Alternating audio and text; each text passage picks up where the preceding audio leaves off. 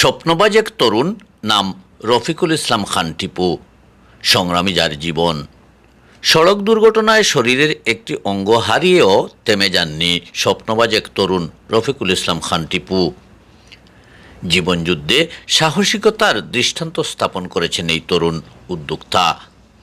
সিলেট ঢাকা মহাসড়কে এক ভয়াবহ সড়ক দুর্ঘটনায় মারাত্মকভাবে আহত হন টিপু। হারান শরীরের একটি গুরুত্বপূর্ণ অঙ্গ। দীর্ঘদিন শয্যাশায়ী থাকার পরও হার মানেননি তিনি। জীবন ফিরিয়ে এনেছেন নিজের ইচ্ছাশক্তি আর কঠোর পরিশ্রম।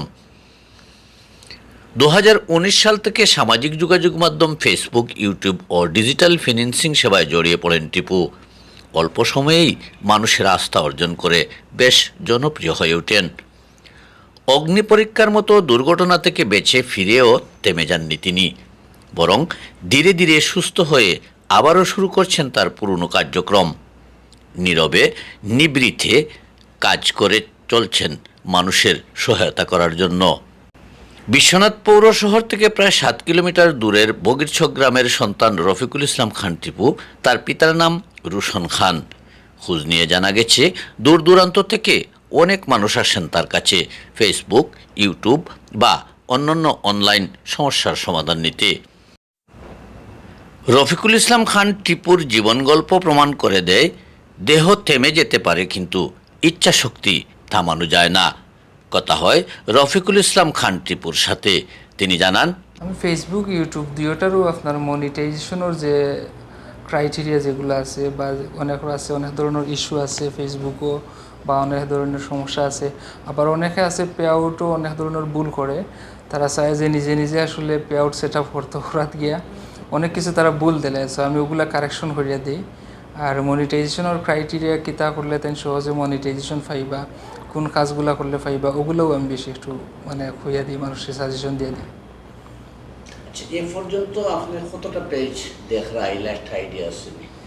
আমি আসলে অনেক পেজও দেখি। আমার কম্পিউটারও লগ ইন হিস্টোরি দেখলে আসলে প্রায় মনে হয় এখনও আমার কাছে 150-200 আইডি পেজের পাসওয়ার্ড আছে। এগুলো আমি এখনও মাঝে মাঝে চেক করা লাগে। অনেকে আছে অনেক সময় আসলে কোনো সমস্যা হইলে আমারে তারা হোয়াটসঅ্যাপে মেসেজ দেওয়া হয় যে ভাই ওটা একটু সমস্যা, একটু দেখে দিও, তখন আমি দেখে দিই।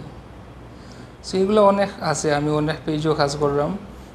আমি ফেসবুক জগতে যখন 2019 সালে মনিটাইজেশন সিস্টেম চালু হয়েছে, তখন থেকে আমি কাজ করলাম। তখনও আমার অনেক বড় বড় পেজ আছিল। সো এগুলা কোনো না কোনো এক কারণে রেস্ট্রিকশন হইয়া ডিজেবল হয়ে গেছে। আর ডিজেবল হওয়ার পর থেকে তখন আর আমি বেশি কাজ করছি না। সো পরে আমি একটা দুর্ঘটনায় একটা অ্যাক্সিডেন্টে আমার একটু সমস্যা হয়ে গেছে। তো এরপর থেকে আমি সব সময় বাড়িতে থাকি। সো বাড়িতে থাকার কারণে এখন আমার সময় একটু বেশি হয়ে গেছে। অনেক টাইম আমি বেশিরভাগ সময় বাড়িতে বেকার বই থাকি। তখন আবার আমি ফেসবুক নিয়ে আবার কাজ করা শুরু করলাম। আবার নতুন করে আমার পেজ, আমার প্রোফাইলও কাজ করা শুরু করলাম। পাশাপাশি আমার এগুলো সম্বন্ধে অনেক আগ থেকে 2019 সাল থেকেও আমি এগুলো নিয়ে কাজ করি। মাঝখানেও কিছুদিন আমি এগুলো নিয়ে কাজ করছি না। সো পরবর্তীতে আমি আবার এখন শুরু করছি, এখন আবার কাজ করলাম। আসলে ফেসবুকও অনেকগুলো মিউজিক আছে, তবে আপনি ফেসবুকের যে মেটা মিউজিক লাইব্রেরি থেকে যদি আপনি কিছু মিউজিক ডাউনলোড করে ইউজ করেন, এক্ষেত্রে আপনার কোনো সমস্যা হইতো না, কপিরাইটের কোনো সমস্যা হইতো না মিউজিকও। আর কিছু মিউজিক আছে আপনি ফেসবুকও পাইবা, অনেকগুলো আছে, এর মধ্যে বেশিরভাগও থাকে আপনার কপিরাইট সমস্যা, মিউজিক কপিরাইট। সো ওখানেও আবার আপনি কিছু অপশন পাইবা, দেখবা কিছু আছে আবার আপনার কপিরাইট রয়্যালিটি ফ্রি আছে। সো আপনার রয়্যালিটি ফ্রি যেগুলো আছে এগুলো যদি আপনি ইউজ করেন, তাহলে আপনার কোনো মনিটাইজেশন সমস্যা হইতো না।